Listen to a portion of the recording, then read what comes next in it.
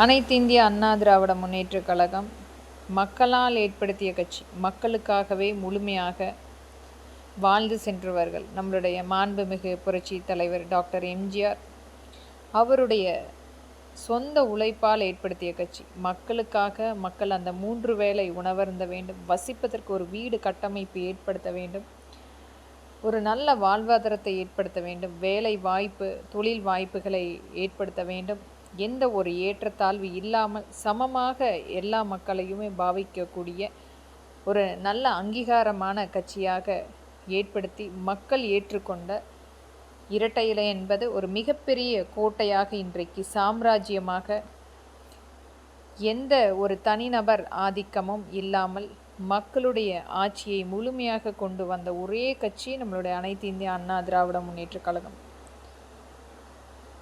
இன்றைய சூழல் ஒரு மிகப்பெரிய நம்மளுடைய அனைத்து இந்திய அண்ணா திராவிட முன்னேற்றக் கழகத்தில் துரோகிகளாக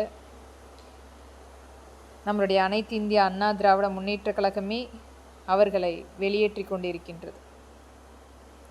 ஒரு சான்றாக, எடுத்துக்காட்டாக, ஒரு சாதாரணமாக உறுப்பினராக வந்த நபர்கள் இன்றைக்கு மிகப்பெரிய ஒரு ஆளுமையாக நினைத்து நம்மளுடைய அனைத்து இந்திய அண்ணா திராவிட முன்னேற்றக் கழகத்தை தூக்கி எறிந்து விசிறிவிட்டு தங்களுடைய சுய லாபத்துக்காக சென்ற அனைவரையுமே மக்கள் நிராகரிப்பார்கள் என்பது மக்களுக்கும் தெரியும்.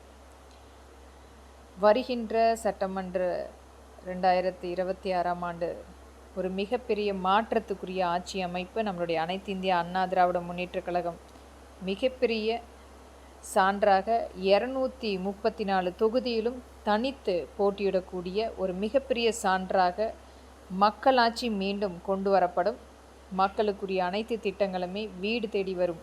இது முழுமையாக நம்மளுடைய மக்களாட்சி மீண்டும் மலரட்டும். நன்றி.